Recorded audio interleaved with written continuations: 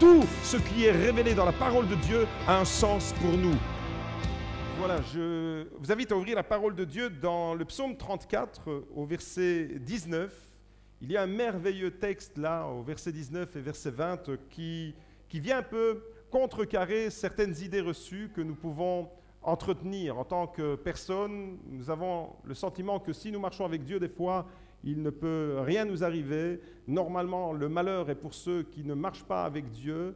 Et pour nous qui sommes chrétiens, rien ne devrait venir nous contrarier, rien ne devrait venir nous troubler ou même nous faire du mal. Eh bien, la parole de Dieu dit au verset 19, psaume 34, verset 19, « L'Éternel est près de ceux qui ont le cœur brisé, et il sauve ceux qui ont l'esprit dans l'abattement. De nombreux malheurs atteignent le juste, mais de tous, l'Éternel le délivre. Amen. » De nombreux malheurs atteignent le juste. Le juste, c'est celui qui est justifié par le sang de Jésus. De nombreux malheurs peuvent l'atteindre. Ou souvent, une autre traduction dit, souvent le malheur atteint le juste. Mais de tous, et ça c'est une merveilleuse promesse, de tous l'Éternel l'en délivre. L'Éternel est près de ceux qui ont le cœur brisé. Et ce matin, peut-être que tu es venu dans la maison de Dieu avec un esprit abattu, avec un cœur brisé. Eh bien, laisse-moi te dire de la part de Dieu que Dieu est près de toi. C'est sa parole qui le dit. Bien souvent, nous avons le sentiment que lorsque nous sommes découragés, lorsque nous sommes affligés, lorsque nous ne sommes pas bien, lorsque notre esprit est abattu, nous avons l'impression que Dieu est loin de nous parce que nous sommes peut-être un peu éloignés de lui. Mais la Bible dit tout à fait le contraire. La Bible dit que c'est dans ces moments-là, quand nous sommes dans les difficultés, quand nous sommes avec un esprit abattu, quand nous avons un cœur brisé, la Bible dit, c'est à ce moment-là que l'Éternel est le plus proche. C'est quand nous sommes dans les difficultés que Dieu, comme un papa d'amour, vient à notre secours. Alors ce matin, si tu es venu dans la présence de Dieu et que tu as un esprit abattu, laisse-moi te dire que Dieu est près de toi et que Dieu veut te relever. Alors c'est vrai que ce n'est jamais évident d'affronter un temps de crise, un temps de détresse, un temps de difficulté, mais ça l'est encore moins quand on est au service de Dieu. Et peut-être que des fois, vous ne comprenez pas ce qui vous arrive, vous dites, mais je suis engagé pour Dieu, je sers Dieu, j'aime le Seigneur, je veux vraiment lui plaire. Et malgré tout, malgré votre désir de bien faire, votre désir de plaire à Dieu, malgré tout, vous êtes affligé, vous traversez un temps d'épreuve. Ça n'est jamais évident de traverser une crise, mais ça l'est encore moins, j'ai envie de dire, quand on marche avec Dieu. Parce qu'on peut être troublé, on ne comprend pas pourquoi on se retrouve dans de telles conditions. Lorsque, par exemple, nous nous efforçons de vivre pour Dieu, lorsque nous sommes consacrés à son œuvre et que malgré tout, nous endurons la souffrance. Alors à ce moment-là, des sentiments de crainte, de découragement peuvent envahir l'esprit du chrétien parce qu'on ne comprend pas. On devrait, normalement, en tant que chrétien, on se dit, mais je suis un enfant de Dieu, je fais partie de l'Église et rien ne devrait venir me contrarier, me contrecarrer. Voyez-vous, la Bible, elle est tout à fait réaliste. La Bible dit, dans ce psaume que nous avons lu, que de nombreux malheurs peuvent atteindre le juste, mais de tous, l'Éternel l'en délivre. La Bible, avec beaucoup de réalisme et beaucoup d'appoint, nous dit que nous sommes tous, à un moment donné de notre vie, confrontés à des temps de crise, à des temps de difficultés, à des temps d'épreuves. Par exemple, on peut rencontrer des crises au niveau familial. Les couples peuvent traverser des moments où la barque tangue, où on est éprouvé. On peut rencontrer des difficultés dans le cadre de notre vie professionnelle. On peut rencontrer des difficultés dans notre situation financière, dans la vie, quelle qu'elle soit, dans son sens large, mais encore dans notre vie spirituelle. Votre cheminement avec Dieu, votre relation avec Dieu. Tout à l'heure, nous avons reçu une parole qui disait « Tu t'es éloigné de moi », disait Dieu. Tu t'es éloigné de la croix. Et peut-être que quand tu t'éloignes de Dieu, eh bien, automatiquement, quand tu t'éloignes de Dieu, tu vas affronter des moments de crise, des crises dans ton parcours. Et il sera question de ces moments-là, voyez-vous. Des moments où le peuple de Dieu, ça existe, semble perdre la bataille. On a l'impression qu'on est là dans un combat et que ce combat, on est en train de le perdre. Et par moments, à la Bible, on va découvrir l'histoire d'un homme qui était dans un esprit abattu. On va découvrir ce matin l'histoire d'un homme, d'un roi d'Israël qui avait le cœur brisé, qui avait vraiment un esprit de crainte qu'il avait saisi et comment Dieu l'a relevé. Et ce matin, j'aimerais, à travers cette histoire, vous encourager. Mais des fois, alors, on peut s'imaginer que tout semble fini autour de nous. Mais j'aimerais vous dire de la part de Dieu que Dieu, avec lui, on doit toujours s'attendre à un retournement de situation. Vous savez, ma phrase que j'aime dire, c'est que Dieu est le plus grand spécialiste des retournements de situation. Et si ta situation elle est mal embarquée aujourd'hui, si tu te retrouves dans une situation de difficulté, subitement les choses peuvent changer. Subitement, Dieu peut véritablement inverser la tendance, même dans les conditions les plus extrêmes, même devant un scénario catastrophe, nous pouvons continuer et nous devons continuer à espérer en notre Dieu. Ce matin, j'aimerais vous donner une triple attitude, même si vous traversez des moments difficiles, des moments d'épreuve, vous ne comprenez pas pourquoi le Seigneur permet que vous vous retrouviez dans cette situation. Qui s'est déjà posé la question, mais Seigneur, pourquoi? Qu'est-ce que j'ai fait? Pourquoi je suis dans cette difficulté? Qui s'est déjà posé cette question? Levez la main. Voilà. On peut continuer le message parce que je pense que c'est vraiment un message qui s'adresse à chaque personne. Eh bien, dans ces moments-là, dans des moments de difficulté, des moments de détresse, des moments où le cœur est affligé, j'aimerais vous dire ce matin de la part de Dieu, gardez une attitude, premièrement, une attitude aimante, deuxièmement, continuez à garder une attitude confiante et troisièmement, continuez à garder une attitude gagnante. Alors dites avec moi, attitude aimante, attitude confiante et attitude gagnante. Et c'est exactement cette triple attitude que nous allons découvrir dans le récit. Je vous invite à ouvrir la parole de Dieu dans le livre de Chroniques, 2 Chroniques au chapitre 20. Le roi dont je parlais, c'est un roi d'Israël qui s'appelle Josaphat. Josaphat, c'est un homme vraiment intègre, un homme qui a marché avec Dieu. La Bible dit de bonnes choses de ce roi et il est écrit en 2 Chroniques au chapitre 20. Au verset 1, je lis, après cela, les fils de Moab et les fils d'Ammon, c'est-à-dire les Moabites et les Ammonites, et avec eux d'autres Ammonites arrivèrent pour combattre Josaphat. On vint en informer Josaphat en disant, une multitude nombreuse s'avance contre toi depuis l'autre côté de la mer, depuis la Syrie, et ils sont à Hatzatson Tamar, c'est-à-dire En-Gedi.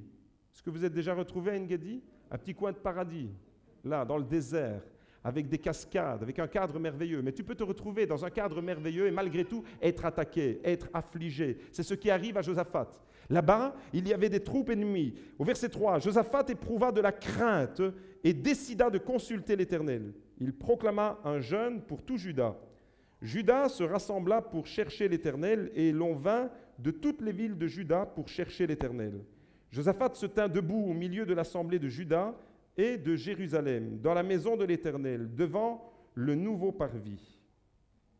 Je passe au verset 12, dans sa prière. Il dit, « Ô notre Dieu, n'exerceras-tu pas tes jugements sur eux, car nous sommes sans force devant cette multitude nombreuse qui s'avance contre nous, et nous ne savons que faire. Mais nos yeux sont sur toi. » Quand tu te dis, je ne sais pas quoi faire, quand je n'ai pas de solution, Josaphat en était là. Josaphat, devant cette multitude nombreuse qui l'assiégeait, n'avait pas de solution. Et des fois, humainement, nous n'avons pas de solution. Mais Josaphat a la clé qui va lui permettre de garder une attitude aimante, une attitude confiante et une attitude gagnante. Il dira, nos yeux sont sur toi. Mon frère, ma sœur, je ne sais pas ce que tu es en train de traverser en ce moment, mais je veux t'encourager de la part de Dieu à dire avec Josaphat, mes yeux sont sur toi. Dans mes difficultés, mes yeux sont dirigés vers toi. Alors au verset 13, tout Juda se tenait debout devant l'Éternel avec même leurs petits-enfants, leurs femmes et leurs fils, un peu comme nous aujourd'hui avec des bébés qui viennent de naître, qui sont là avec nous. Tous se tenaient devant l'Éternel debout. Alors l'Esprit de l'Éternel saisit au milieu de l'assemblée Yahaziel, fils de Zacharie, fils de Benaïa, fils de Yahiel, fils de Méthania, lévite d'entre les fils d'Azaph. Et Yahaziel dit, « Soyez attentifs, tout Juda et habitants de Jérusalem et habitants de Beaudour et membres de l'église de Beaudour. Soyez attentifs. Et toi, roi Josaphat, ainsi vous parle l'Éternel. Soyez sans crainte et sans effroi devant cette multitude nombreuse, car ce n'est pas votre combat, mais celui de Dieu. Dieu te dit ce matin, les difficultés que tu rencontres, ce n'est pas ton combat, mais j'en fais mon combat. Dieu va combattre pour toi. Et Yahaziel va dire alors à Josaphat et à tout le peuple de Dieu, Ne soyez pas dans la crainte, soyez sans effroi, car Dieu vous parle ce matin. Dans tes difficultés, dans tes craintes, dans tes peurs, ce qui afflige ton esprit, ce qui te met dans une situation de détresse, Dieu vient te dire, je suis près de toi, garde les yeux fixés sur moi, car le combat que tu mènes, c'est mon combat. Waouh, c'est le combat de Dieu.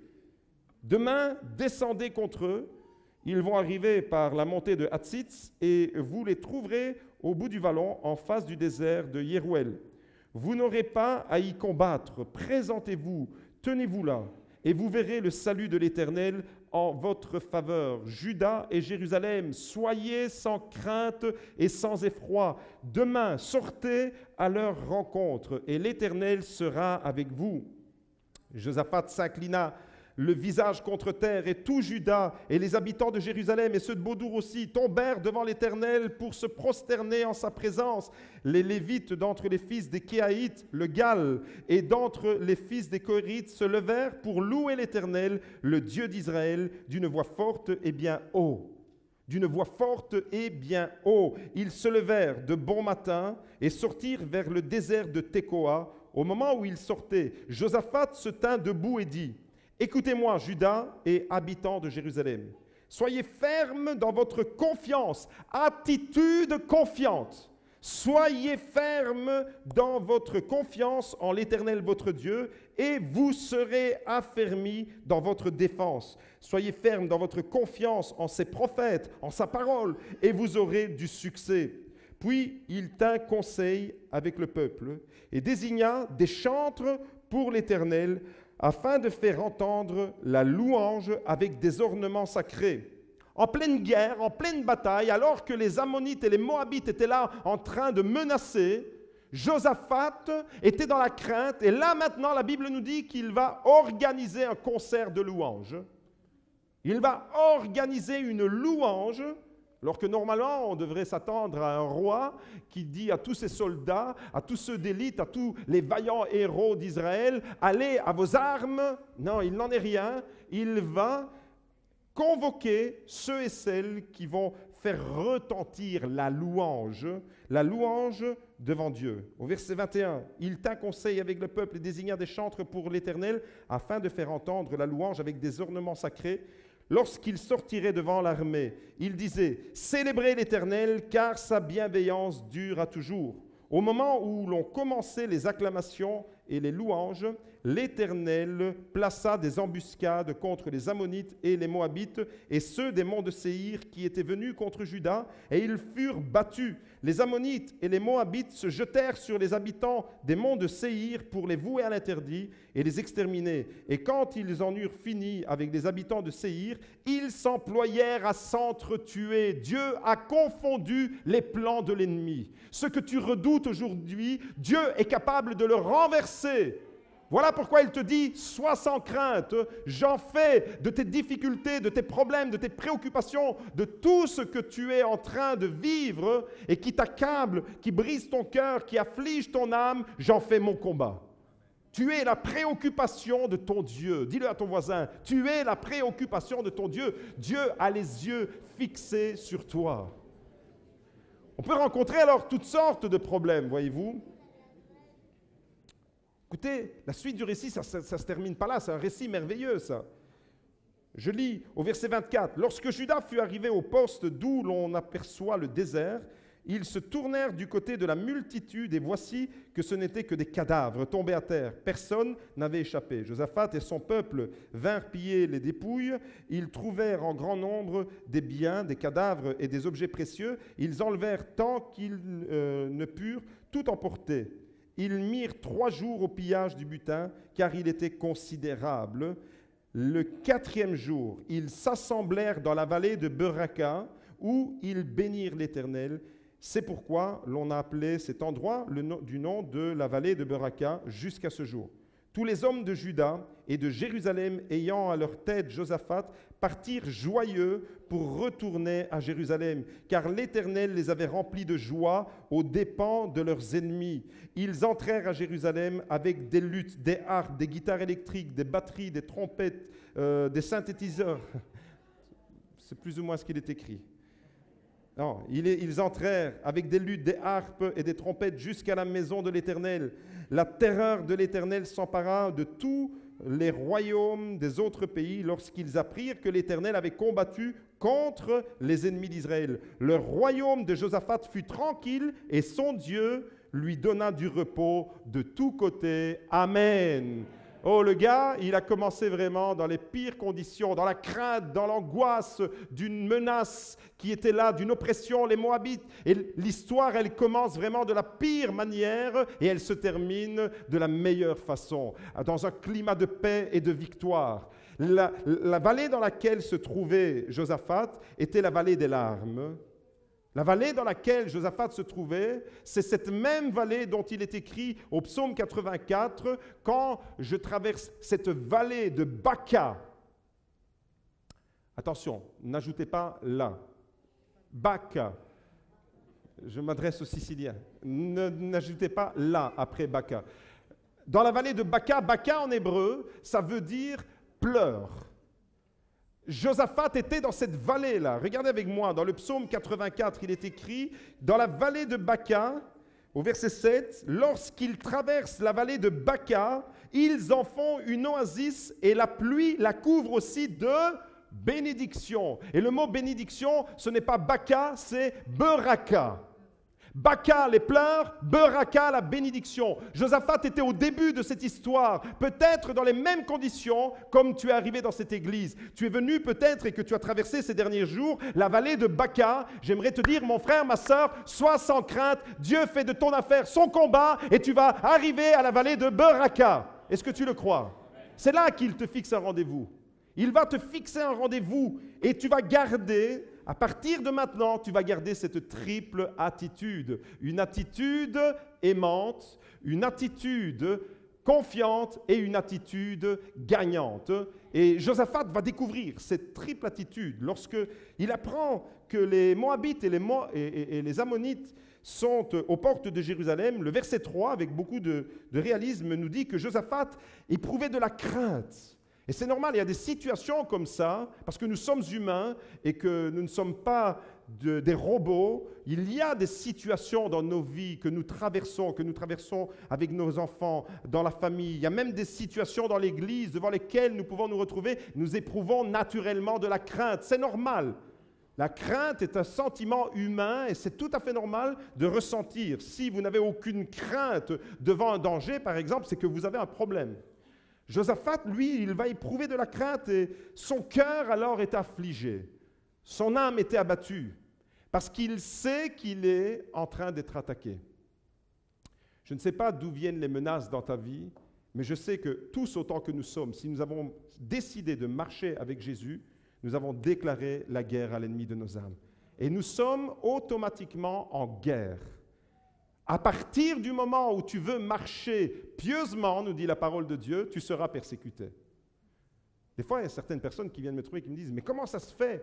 Avant, quand je n'étais pas chrétien, je n'éprouvais pas ces difficultés, mais maintenant que j'ai donné ma vie à Jésus, j'ai l'impression que le combat, il redouble d'intensité. » Je lui dis « C'est normal.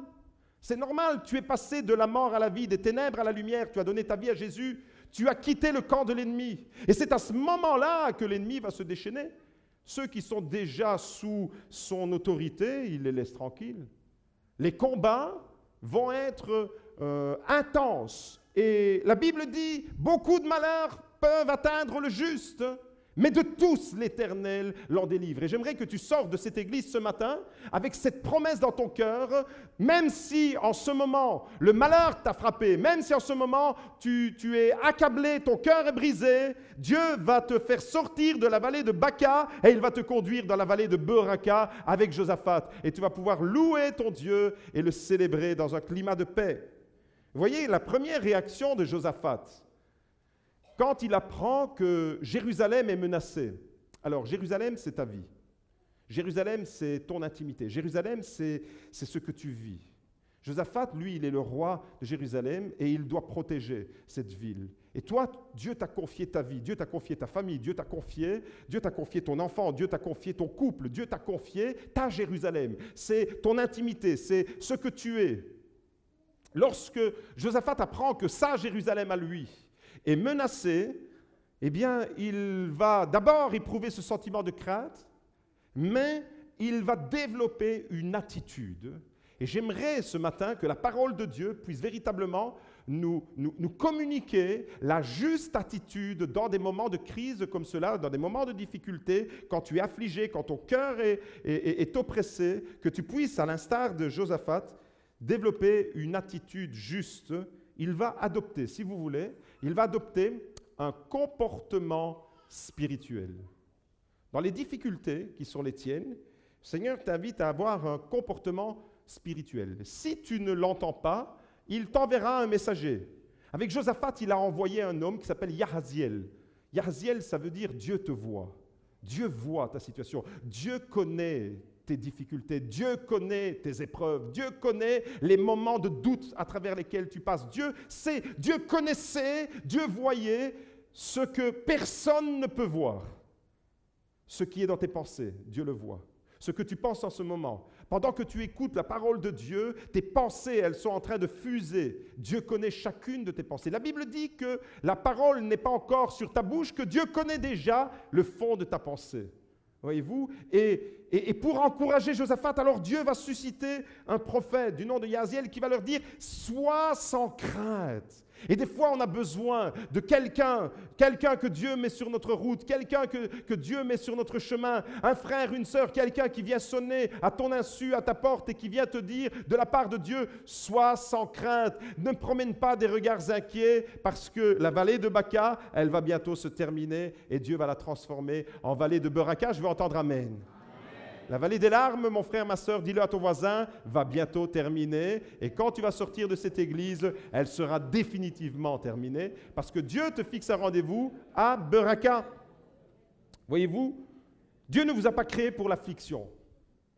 Ça, c'est quelque chose d'important. Si vous êtes affligé ce matin, permettez-moi de vous dire que Dieu permet que nous traversions certaines situations, mais Dieu, dans son amour éternel, ne vous a pas créé pour l'affliction. Dieu vous a créé pour la bénédiction.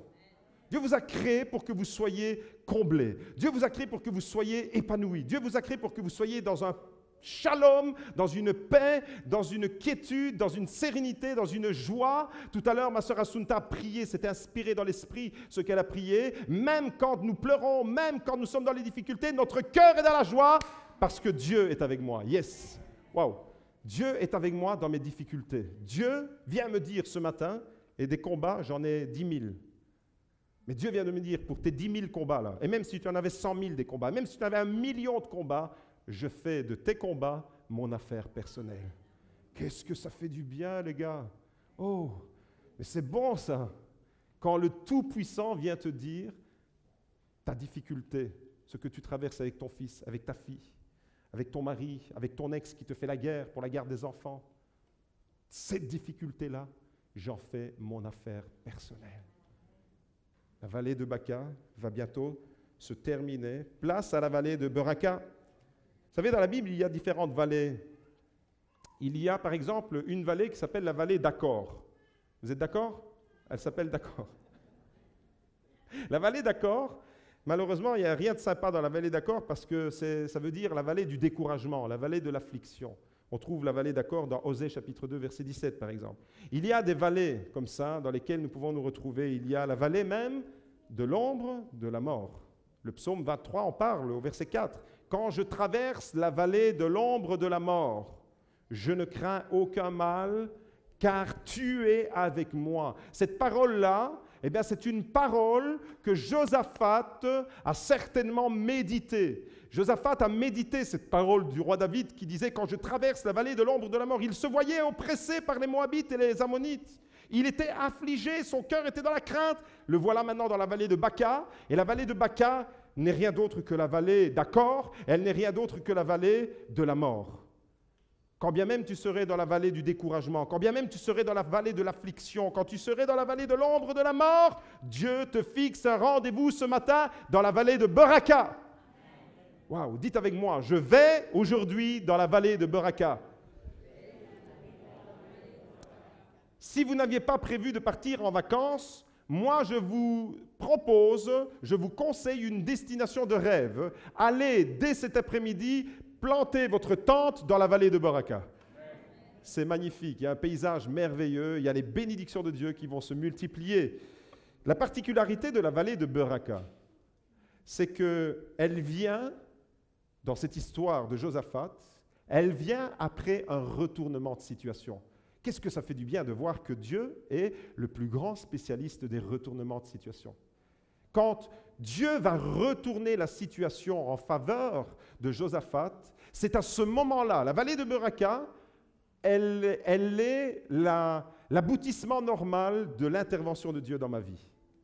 Si Dieu intervient en ta faveur, si tu as la faveur de Dieu avec toi, laisse-moi te dire que ce retournement de situation, même si au début il y avait du découragement, des pleurs, même si Josaphat était dans l'inquiétude, ce n'est pas la destination finale. Ce que tu es en train de vivre maintenant, Dieu te dit, ce n'est pas ta destination finale parce que je t'ai fixé un autre rendez-vous dans la vallée de Beraka. Tes larmes ne sont pas une condition dans laquelle je veux te voir. Ne sois pas dans la crainte. Et Yahaziel va même dire à Josaphat, soyez sans effroi, car ce n'est pas votre combat, mais le combat de l'Éternel. Waouh! La vallée de Beraka, alors, c'est cette vision dans laquelle Josaphat a dû se plonger. Peut-être que vous êtes dans la vallée de Baka maintenant, la vallée des larmes, et vous ne voyez pas la vallée de Beraka. Parce que vous ne voyez que l'oppression, vous ne voyez que les difficultés, vous ne voyez que l'incompréhension, vous ne voyez que peut-être vous éprouvez un sentiment de rejet, vous éprouvez un sentiment vraiment qui afflige votre cœur. Et quand on est dans ces conditions-là, on ne sait voir rien d'autre que cette vallée des larmes dans laquelle nous sommes. Mais Josaphat a dû se mettre déjà en mode Beraka pour quitter Baka. Vous comprenez que des fois, on doit déjà se préparer. La parole de Dieu vous prépare, elle dit ne regarde pas. Ne regarde pas cette vallée, comme dans le psaume 84, verset 7, quand il est écrit « Ceux qui traversent la vallée de Baka, il la transforme en oasis, et Dieu la fait devenir comme une bénédiction. » Tes difficultés, tes problèmes, tes soucis, ce qui t'accable, mon frère, ma sœur, attends-toi dans toutes ces choses-là à un retournement de situation, parce que Dieu va se glorifier dans ta vie. Allô? Vous savez ce qu'il faut faire quand on est dans ces conditions-là? Développer une triple attitude. Développer l'attitude aimante, développer l'attitude confiante, développer l'attitude gagnante. C'est ce que Josaphat va faire. Après, la vallée de Beraka, c'est celle qui vient après l'investissement des enfants de Dieu dans le plan de Dieu. Si tu t'investis dans le plan de Dieu, c'est-à-dire, le plan de Dieu pour toi, c'est quoi? C'est la prière. Le plan de Dieu pour toi, c'est que tu puisses le découvrir. Ce que Josaphat a découvert, que tu puisses l'expérimenter.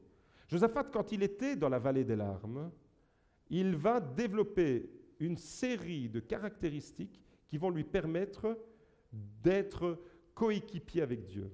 Dieu va retourner la situation, Dieu te dit c'est mon combat, mais en même temps toi, mon frère, ma sœur, tu vas développer une attitude qui va permettre à Dieu qu'il puisse retourner la situation. Josaphat, par exemple, va se mettre en mode prière. Dans tes difficultés, garde le contact avec ton Dieu. Josaphat va se mettre en mode encouragement. Josaphat va se mettre en mode louange. C'est ce qu'on a lu. Il va développer toutes ces caractéristiques dans la prière, dans le ministère d'encouragement, dans le ministère de la louange. Qu'est-ce qu'il fait? Il va tout d'abord, regardez avec moi, 2 Chroniques chapitre 20, au verset 3, il est écrit « Josaphat éprouva de la crainte et décida aussitôt. » Tu as peut-être de la crainte dans ton cœur. Là, Josaphat va décider aussitôt de consulter l'Éternel. La toute première chose dans tes difficultés que tu es invité à faire, c'est de consulter l'Éternel. Premier réflexe, consulter l'Éternel, attitude confiante. Littéralement, dans le texte en hébreu, il est écrit la phrase « consulter l'Éternel », si on la traduisait mot à mot, vraiment comme elle est écrite dans l'hébreu, il est écrit, ça devrait être traduit comme ceci, « tourner sa face vers Dieu ». Consulter l'Éternel, c'est ça. Dans mes difficultés, je tourne ma face vers Dieu. Je développe une attitude confiante. Je tourne ma face vers Dieu. Au verset 12, regardez ce qu'il fait. « Seigneur, dit-il, nous ne savons que faire, mais nos yeux sont vers toi. » C'était dans sa prière. dans les situations dans lesquelles tu n'as pas la solution, humainement parlant. Les problèmes sont trop importants. Je ne sais pas comment faire, Seigneur, mais je tourne mes yeux vers toi. Je reste près de toi. Je cherche ta face. Je cherche ta présence. Lorsque nous sommes dans le feu de l'épreuve, les amis, lorsque nous devons prendre des décisions importantes, par exemple, pour notre famille, lorsque nos couples sont agités, malmenés peut-être par quelques difficultés, lorsque l'Église, notre Église, est bousculée, vers qui nos yeux sont-ils dirigés? Lorsque nous traversons toutes ces galères, notre face, à ce moment-là, notre face, littéralement, doit se tourner vers notre Dieu. Dans la vallée de Baca, tourne ta face vers Dieu afin qu'il te conduise dans la vallée de Beraka. Amen. C'est là qu'il te fixe un rendez-vous. Le danger, voyez-vous, auquel nous sommes exposés, c'est que l'épreuve peut être tellement intense des fois qu'elle nous empêche de tourner nos regards vers Dieu. Et quand nous sommes dans les difficultés, c'est humain aussi, de regarder aux difficultés et de ne plus véritablement, oui, on croit que Dieu est présent, oui, on croit que Dieu est souverain, oui, on croit en sa puissance, oui, on croit qu'il peut nous délivrer, mais on n'a pas cette attitude spirituelle de tourner notre face vers Dieu. Soyez honnête avec moi, quand on est vraiment accablé, est-ce qu'on a envie de louer Dieu? Est-ce qu'on a envie d'aller à un concert de louanges quand on est affligé? Vous savez, des fois, les chrétiens me disent « Non, j'ai vraiment envie de rien, j'ai envie de rester chez moi. J'ai envie de me barricader chez moi. » Ça, c'est la nature humaine. Mais Josaphat, il nous donne un autre modèle aujourd'hui. Josaphat nous dit, quand tu es dans une situation où tu es accablé, ton cœur est en peine, ton cœur est en train de saigner peut-être, reste en mode louange. Reste en attitude de confiance envers Dieu, une attitude aimante, encourage, continue à encourager les autres pendant que toi tu es dans les difficultés. C'est difficile à faire. Mais c'est ce que Josaphat fait. Il est lui-même dans les difficultés, il encourage les autres. Mets-toi en mode gagnant. Dans ces difficultés-là, dans les dangers que nous rencontrons, l'épreuve peut être tellement intense qu'elle nous détourne de Dieu et lorsqu'alors nous sommes au cœur des combats les plus virulents, vous menez des combats, je le sais. Chacun d'entre nous, nous menons des combats et des fois les combats, ils sont intenses. On a tous des combats. On a tous des combats pour des raisons diverses, mais tous, le combat que nous menons pour celui qui mène le combat, c'est le combat du siècle parce qu'on est en difficulté, on est dans la détresse. On a des combats dans nos familles, on a des combats dans l'église, on a des combats pour le travail, on a des combats pour nos finances, on a des combats pour tout. On a des combats quand il y a un divorce, on a des combats pour préparer un mariage, on a des combats pour défaire un mariage, on a des combats pour tout. Et quel que soit le combat que tu mènes, Dieu te dit, n'oublie jamais de tourner ta face vers moi.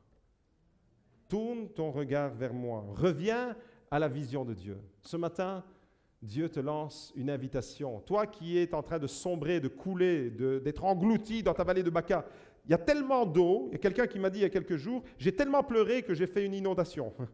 Et j'ai dit à cette personne, tu as tellement pleuré de chez toi que l'inondation, elle est arrivée jusqu'à Beaudour. Parce que c'était il y a quelques jours quand il pleuvait beaucoup.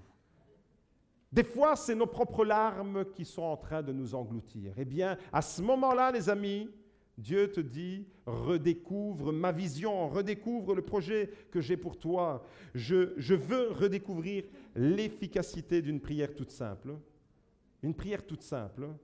J'expose à Dieu ma détresse et il me délivre. Vous savez, les promesses de Dieu, elles sont simples. Nous, on se complique la vie. La promesse de Dieu, invoque-moi au jour de la détresse, je te délivrerai et tu me glorifieras. Point barre à la ligne, suivant. C'est ça la promesse de Dieu. C'est invoque-moi au jour de la détresse. Invoque-moi, c'est-à-dire tourne ta face vers moi. Tu es dans la détresse, mais ne tourne pas ta face dans ta détresse. Tourne ta face vers moi, je te délivrerai, tu me glorifieras. C'est compliqué? Mais pour nous, c'est compliqué quand on est dans la vallée de Baca. C'est facile à dire, c'est simple, mais tellement compliqué de le mettre en pratique. Alors ce matin, j'aimerais vraiment vous encourager. Confiance totale. Mets-toi en attitude confiante ce matin, au verset 12. Ô notre Dieu, nous sommes sans force devant cette multitude nombreuse qui s'avance contre nous. nous ne savons que faire, mais nos yeux sont sur toi. Ça veut dire, je me mets en mode confiance. Deuxième attitude positive de Josaphat, le roi qui est accablé. Ce qu'il va vivre dans cette condition-là, alors qu'il est affligé, alors qu'il est vraiment accablé, sa deuxième attitude, c'est une attitude aimante. Une attitude aimante, c'est il va découvrir que dans ses difficultés à lui, dans sa détresse à lui, il est tout à fait possible de devenir malgré tout une source d'encouragement pour les autres. Quand tu es dans tes difficultés, ne tombe pas dans le piège de fonctionner uniquement avec cette attitude de nombrilisme à regarder à tes difficultés. Pour sortir de tes difficultés, Dieu te donne une clé. Deviens une source d'encouragement pour les autres. La deuxième attitude de Josaphat, c'est ça. Et quand tu vas commencer à encourager les autres, tu vas te rendre compte que Dieu, tout doucement, il t'a pris par la main. Tu n'es déjà plus dans la vallée de Baca et il te dirige vers la vallée de Beraka. C'est cette attitude-là, une attitude de confiance et une attitude aimante. Et je suis convaincu que dans l'Église, il y a des hommes et des femmes qui ont un véritable ministère d'encouragement. Mais je suis également convaincu que dans l'Église, ce ministère-là doit s'intensifier. Josaphat éprouve, alors qu'il est lui-même accablé, il éprouve le besoin d'encourager les autres. Il va se mettre debout. Et je crois que ce matin, ce que Dieu est en train de nous dire, c'est dans tes difficultés, même si tu traverses des épreuves, même si tu es dans la vallée de Baca, mets-toi debout. Mets-toi debout ce matin. Debout pour encourager les autres, debout pour soutenir ceux qui sont encore plus accablés que toi, pour fortifier la foi des frères, des sœurs qui sont en train de sombrer. Regardez le verset 5. Josaphat se tient debout au milieu de l'assemblée de Juda et de Jérusalem. Il est dans quelle posture, Josaphat? Il est debout, alors que la vie aurait voulu le mettre par terre. La vie voudrait te jeter par terre et te piétiner. L'ennemi a un plan pour te mettre par terre. Mais Dieu te dit ce matin, relève-toi. Dieu te dit ce matin, mets-toi debout. Et regardez quand Josaphat, au verset 5, se met debout au milieu de l'assemblée de Juda et de Jérusalem, au verset 13, la répercussion. Il suffit d'un homme qui se lève pour embarquer les autres avec lui. Il suffit d'un homme qui tombe pour embarquer les autres avec lui. Au verset 13, même tout Juda se tenait debout devant l'Éternel. Voilà maintenant ce peuple qui est affligé, qui est en train de se lever, avec leurs petits-enfants, leurs femmes et leurs fils. Le verset 13 nous dit l'influence que Josaphat a eue sur le peuple de Dieu. Quand tu vas commencer à te lever, même si tu es dans les difficultés, tu vas te rendre compte que non seulement Dieu est en train de te faire sortir de ta vallée de Baca, mais en même temps que tu vas devenir une source d'encouragement pour les autres. Waouh! Josaphat va se laisser lui-même encourager par Yahaziel, et Yahaziel va encourager non seulement Josaphat, mais tout le peuple. La Bible nous dit clairement en verset 15, « Soyez sans crainte ». Voilà l'encouragement dans lequel j'aimerais que vous puissiez demeurer ferme. Soyez sans crainte, sans effroi devant cette multitude nombreuse. Quelle est la multitude que tu redoutes? Je ne la connais pas, mais Dieu la connaît. Soyez sans crainte, car ce n'est pas votre combat, mais celui de votre Dieu. Mon frère, ma sœur, lorsque vous êtes dans l'épreuve, repassez ces paroles au fond de votre cœur. Lorsque vous êtes dans les difficultés, rappelez-vous que Dieu vous a dit ce matin, c'est mon affaire, c'est mon combat. Je fais de tes difficultés ma priorité. Waouh! Dieu qui est occupé à agencer l'univers, les galaxies, vient te dire dans tes problèmes quotidiens, tu es ma priorité. Ce n'est alors jamais véritablement le combat de l'Église, le combat d'une famille, le combat d'une personne, c'est le combat de Dieu. C'est ça que ça veut dire. Waouh! Attitude confiante. Au verset 20, on voit encore cette attitude de confiance dans laquelle Josaphat s'est installé et il va communiquer cette attitude-là au peuple.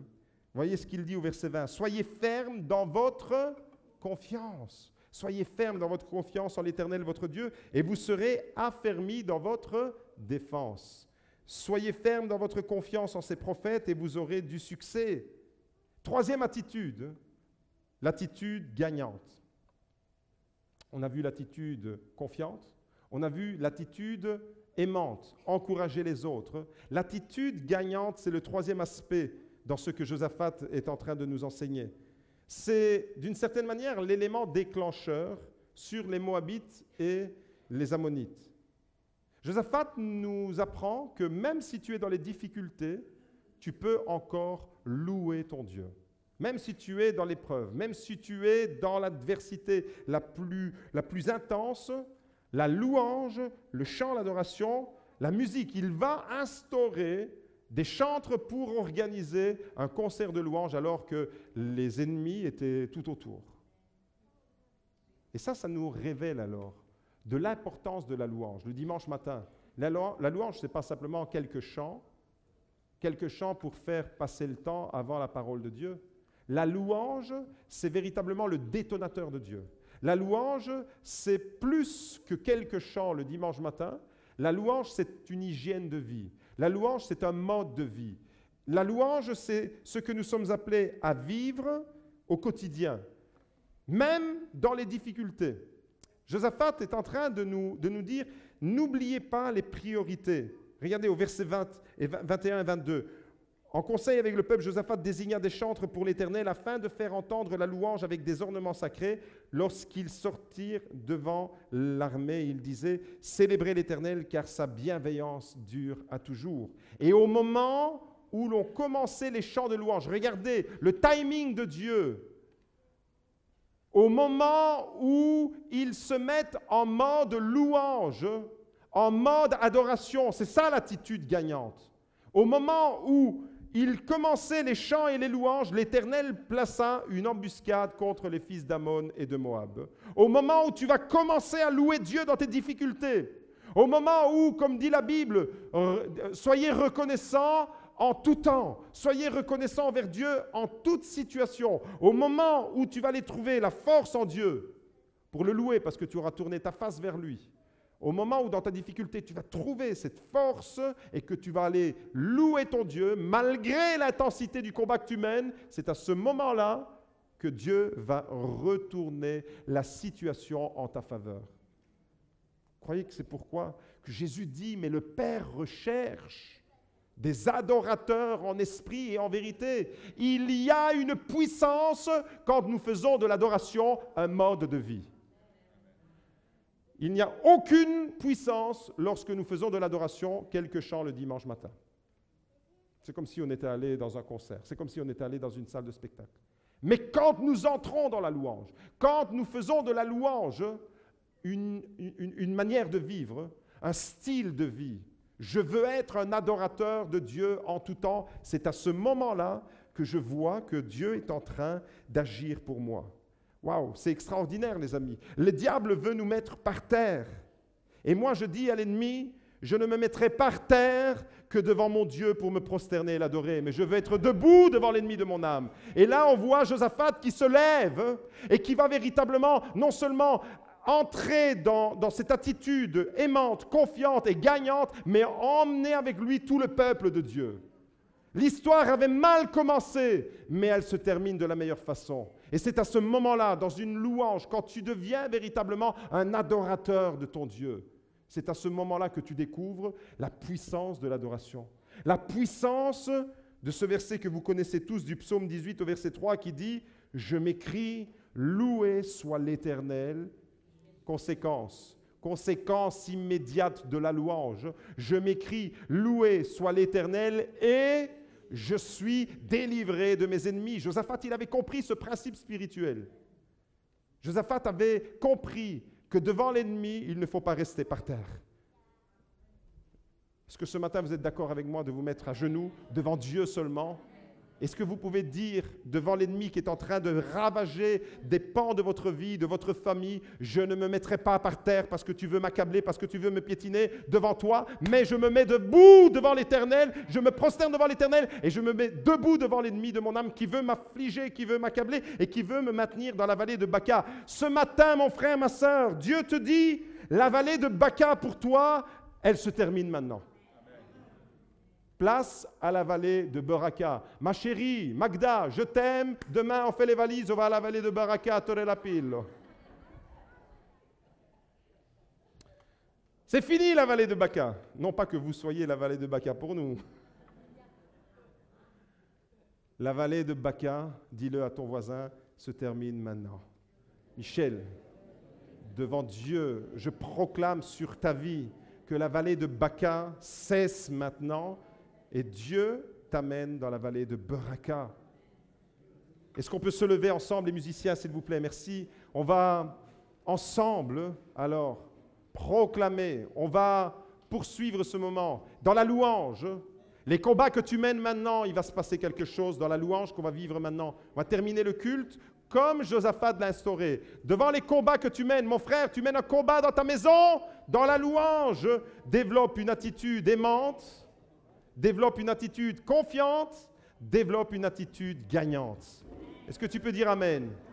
Est-ce que tu peux dire Seigneur, je ne suis plus dans la vallée de Baca. Merci pour cette vallée de Beraka. Merci pour la vallée de bénédiction dans laquelle tu me fais venir ce matin. Tout ce qui est révélé dans la parole de Dieu a un sens pour nous.